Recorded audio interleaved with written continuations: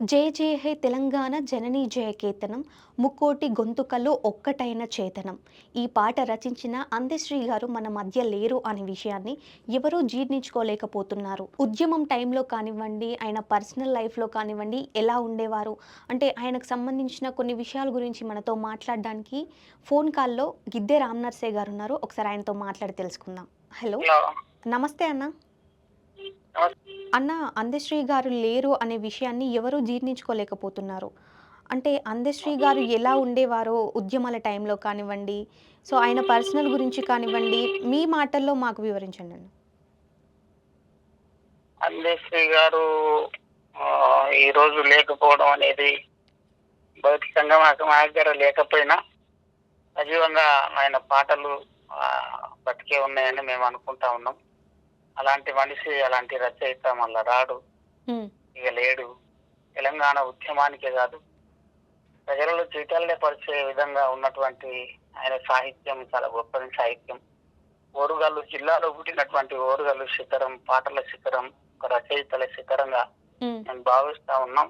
మేము వరంగల్ జిల్లా కళాకారుల నుండి యావత్ తెలంగాణ కళాకారులంతా కూడా దిగ్భ్రాంతికి గురయ్యేంత పొద్దుటి నుంచి ఇప్పటిదాకా చెప్పడానికి మాటలు రావట్లేదు. హ్మ్. కానీ ఆయన ఏ లోకాన ఉన్నా కూడా ఆత్మకు శాంతి చేకూరాలని మనస్ఫూర్తిగా కోరుకుంటున్నాం. అన్న ఆయన 1, 2 అని కాదన్నా అనేక పాటలు రచించడం జరిగింది కదన్నా! ఇప్పుడు అందశ్రీ అవును. గారు అనంగానే మీకు ఏ పాట గుర్తొస్తుందన్న? ఆయన రాసిన కళా పాటలమ్మా ఒక్కటా రెండా అని ఏం చెప్పలేము. హ్మ్. మాదిగయ్యల మీద నుండి పురుడు పోసుకున్నది. నేను ప్రతి ఒక్క స్టేజ్ మీద ఆ మాదిగా ఉన్నటువంటి నేపథ్యాన్ని, డబ్బు తన గొప్పతనాన్ని చెప్పినటువంటి సందర్భం ప్రతి హ్మ్. ఒక్క స్టేజ్ మీద నేను పాడుకున్న సందర్భాలు చాలా ఉన్నాయి. ఓకే. ఈ పాట అంటే నాకు బాగా ఇష్టమైన పాట. హ్మ్. మాదిగయ్యల మీద నుండి పురుడు పోసుకున్నది, మానవ జాతులను ఎప్పుడు నిదురలేకపోతున్నది. దాని పేరే పురా, అది మొగెదరువులని పురా.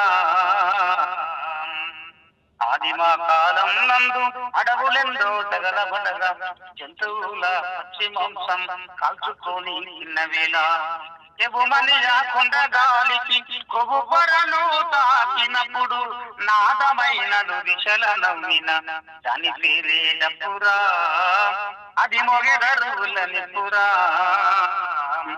పండగలు పెళ్లిలు వస్తే పరవశించిపోతది, అప్పగింతాలయ్యేదాకా తోడుగుంటానంటది.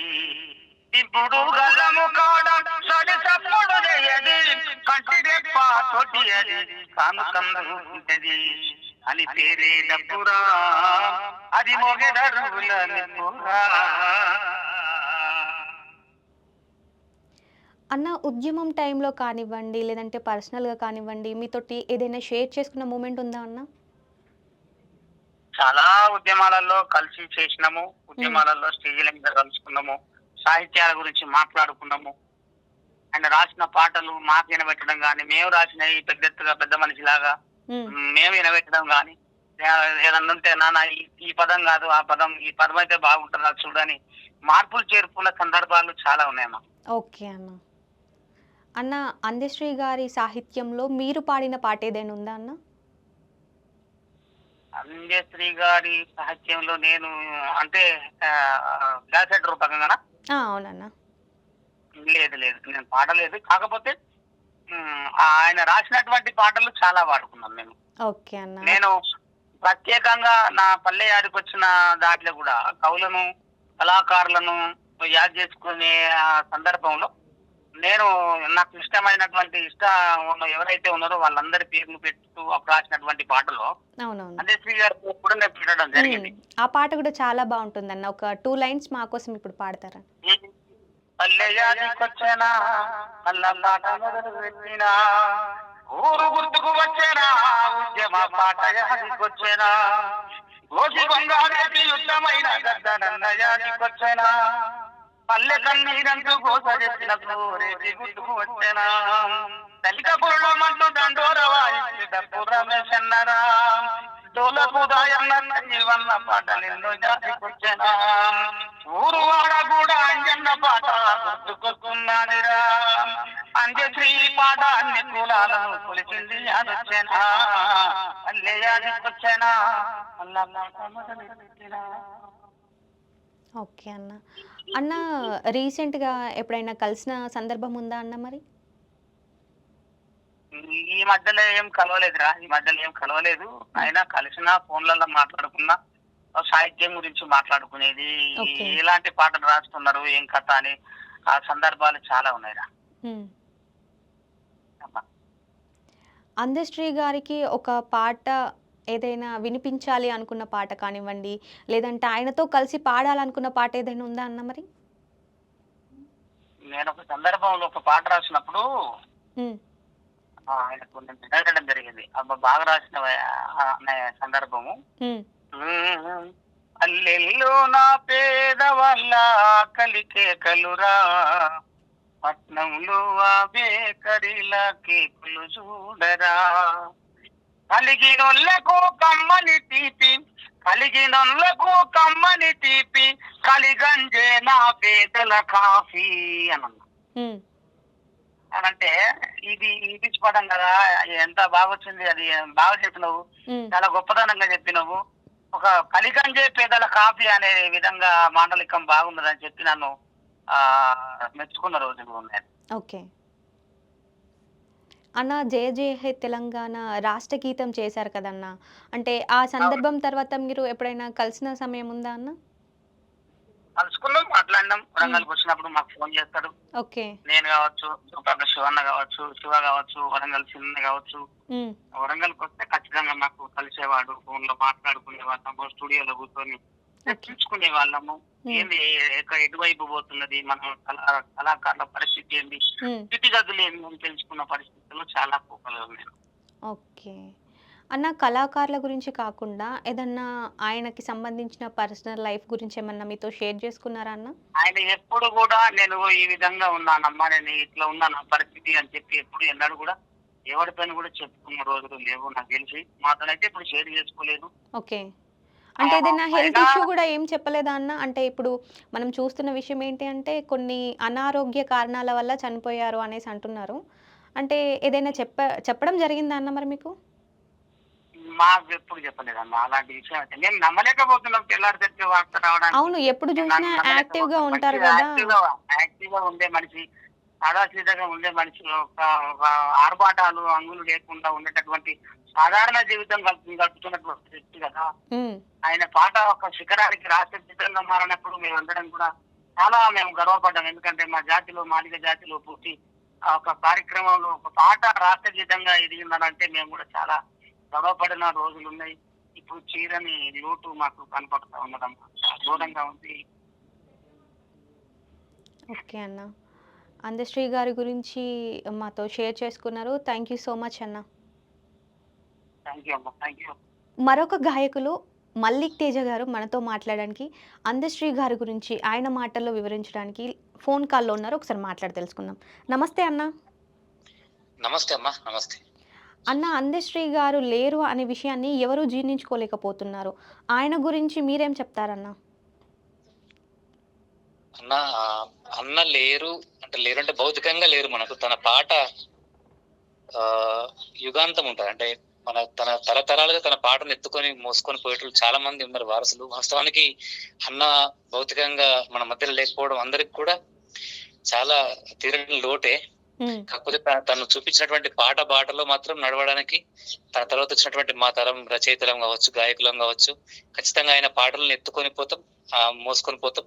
అట్లనే తను చూపినటువంటి బాటలో కూడా చాలా మంది పయనిస్తారు. తన పాట ఎప్పటికీ అజరామరంగా ఉంటది. తెలంగాణ ఉద్యమంలో కూడా తన పాట జయ జయ తెలంగాణ పెద్దన్న పాత్ర పోషించింది. ఖచ్చితంగా అన్న పాటను తరతరాలు మరువై, ఎప్పటికి కూడా మరువై. ఓకే అన్న. అన్న ఉద్యమం టైంలో కానివ్వండి ఎలా ఉండేదన్న మరి? అన్నతో పాటతో అనుబంధంతో పాటుగా వ్యక్తిగత అనుబంధం కూడా నాకున్నది పర్సనల్ గా. హ్మ్. చాలా ముక్కుసూటితనం ఎక్కువ, ముక్కుసూటిగా తన మాటని చెప్తుండే. అంటే తనకు మా పాటలు యూట్యూబ్ లో వచ్చే పాటలు కావచ్చు, నేను రాసిన హ్మ్. పాటలు కావచ్చు, నా లెక్క ఇప్పుడు నా సహచరులు అనేక మంది రచయితల పాటలు కూడా వింటూ తను సలహాలు ఇచ్చేవాళ్ళు. అంటే బాగుంటే, అద్భుతంగా ఉంటే మెచ్చుకునేవాళ్ళు. అంటే ఓకే. ఎలాంటి భావన లేకుండా, ఒక పెద్ద నేను అనేటువంటి అట్లా లేకుండా కూడా మెచ్చుకునేవాళ్ళు. పాట బాగుంటే అద్భుతంగా ఉంది బిడ్డ అంటుండే, బాగా లేకపోతే ఒక సూచన చేస్తుండే. హ్మ్. అట్లా మా తరం రచయితలకు తను ఎప్పటికి కూడా మంచి దిక్సూచిగా, మార్గదర్శిగా, ఒక పెద్దన్నగా ఉన్నాడు ఎప్పుడు కూడా. అందశ్రీ అనంగానే మీకు ఏ పాట గుర్తుకొస్తుందన్న? అందశ్రీ అన్న అంటే మాయమైపోతున్నాడమ్మా, హ్మ్. చక్కని తల్లి పాట కూడా మన తెలంగాణ ఉద్యమంలో ఉర్రూతలూగించింది. అంతడుపుల నాగరాజన్న ఆ పాటను ధూమ్‌ధాం వేదిక మీద హ్మ్. అద్భుతమైనటువంటి కొంతమంది డాన్సర్లను పెట్టి, అప్పుడు సినిమాలో కళ్ళకు కట్టినట్టు చూపించేవాళ్ళు ప్రతి వేదిక మీద హ్మ్. సినిమాలాగా.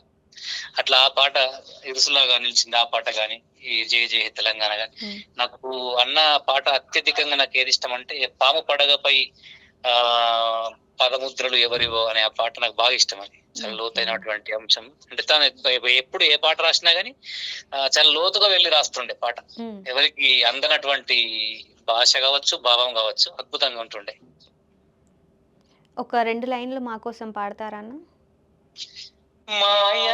మాయమైపోతున్నడమ్మా మనిషన్నవాడు, ఓ మచ్చుకైనా లేడు చూడు, మానవత్వం ఉన్నవాడు, నూటికో కోటికో ఒక్కడే ఒక్కడు, నూటికో కోటికో ఒక్కడే ఒక్కడు, యాడ ఉన్నడు గాని కంటికే కనరాడు, మాయమై పోతున్నడమ్మా మనిషన్నవాడు, మచ్చుకైనా లేడు చూడు, మానవత్వం ఉన్నవాడు.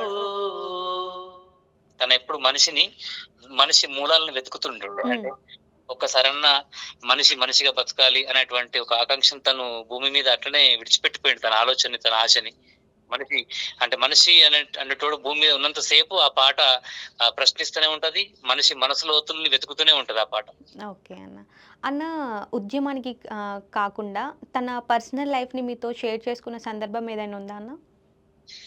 తప్పకుండా అమ్మ. తనకు నాతో అంటే ఇటు చాలా మందితో ఉండొచ్చు. హ్మ్. అందరితో అనుబంధం ఉంటది గానీ, నాతో ఉన్న అనుబంధం ఏంటంటే, తన సరస్వతి అంటే బాగా ఇష్టం. మన బాసరలో ఉన్నటువంటి సరస్వతి దేవి అంటే చాలా ఇష్టం తనకి. ఓకే.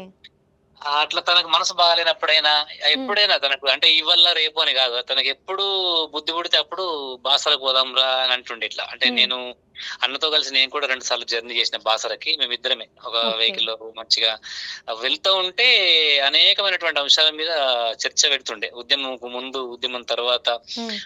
తన పాటలే గాకుండా ఇతరుల పాటల పైన గాని, తర్వాత వ్యక్తిగత జీవితం మీద గూడా ఇట్లుండాలి, అట్లుండాలి అని అంటే ఎప్పటికి కూడా మనం అబద్ధం అనేది ఆడొద్దు, ముక్కుసూటిగా ఉండాలి హ్మ్. అనేటువంటి గొప్ప మాట చెప్తుండే ఎప్పుడు గూడా. ఆ ఓకే. జర్నీలో ఇగ ఒక శ్రీకృష్ణుడు అర్జునుడికి ఎట్లయితే హితబోధ చేస్తాడో హ్మ్. మన అట్లా అనిపిస్తుండే నాకు. అంటే తను మాట్లాడేటువంటి ఒక్క మాట గూడా పొల్లుపోకుండా హ్మ్. ప్రతీది ఉపయోగపడే మాటనే ఉంటుండే.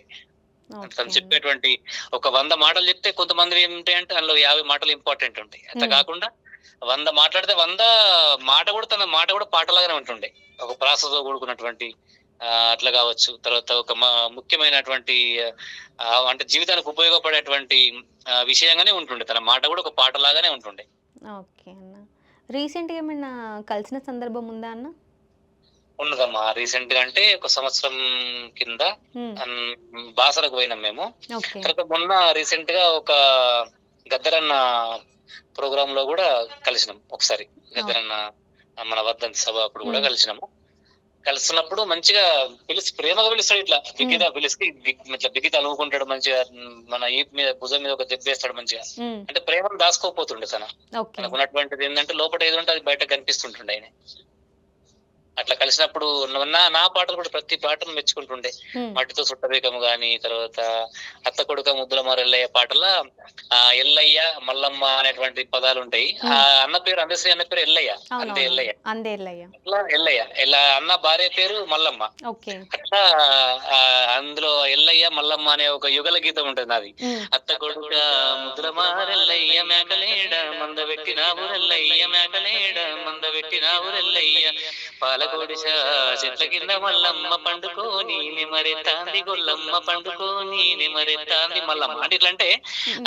మా దంపతుల జీవితం అంటే మా ఇద్దరి పేర్లు పెట్టి రాసిన బిడ్డ అద్భుతంగా ఉంది అని అట్లా కూడా బాగా మెచ్చుకుంటారు. ప్రతి పాటను అంటే పల్లెకు ఎట్లయితే ఇప్పుడు అంటే తను కూడా ఒకటి ఇట్లా గర్వపడుతుండే. అంటే హ్మ్. తన తర్వాత జానపద వారసత్వం అనేది పల్లె పాటలు కనుమరుగు అవుతుంది. ఏ కవికైనా ఉండి ఏ రచయితకైనా ఉంటది. ఇప్పుడు మేము అవునన్నా. కూడా మా తర్వాత మేము కూడా ఆ ఏజ్కి వెళ్ళిన తర్వాత వచ్చే వారసత్వం దాన్ని బతికించాలని కోరుకుంటారు ఎవరైనా. హ్మ్. ఆ హ్మ్. గర్వంగా ఫీల్ అవుతుండే తను. అంటే మాలాంటి వాళ్ళు రాస్తా ఉంటే అనేక మంది మా మా సహచర కవులు రచయితలు కూడా చాలా అద్భుతంగా ప్రేమిస్తుండే, ఉన్నది ఉన్నట్టు చెప్తుండే కుండబద్ద కొట్టినట్టేదని. ఓకే అన్న. అలాంటి మనస్తత్వం తనది, ముక్కుసూటితనం. తన లోపల ఒక తీరు బయట ఒక తీరు ఉండకపోతుండే. ఓకే అన్న. అన్న అందశ్రీ గారి సాహిత్యంలో మీరేదన్నా పాట పాడడం జరిగిందా అన్న? నేను తెలంగాణ ఉద్యమం సమయంలో మా జగిత్యాల ప్రాంతంలో హ్మ్. ఒక టీమ్ ఉంటుండే మాకు. ఓకే. మేమందరం కూడా ఒక టీమ్ ఉంటుండే. మాకు అప్పుడు ఉద్యమం టైంలో మేము కూడా అనేక దేశాలు, రాష్ట్రాలు దాటి పోయినాం. మాది కూడా ఒక టీమ్ ఉంటుండే తెలంగాణ హ్మ్. ఉద్యమంలో ధూమ్‌ధాం టీము. మా టీమ్‌లో జయ జయ తెలంగాణ పాట అప్పుడు నేనే పాడుతుంటి. ప్రతి ఓకే. వేదిక మీద నేనే దాదాపు వేలు కూడా అనొచ్చు. వేల వేదికల హ్మ్. మీద పాడిన నేను ఆ పాట.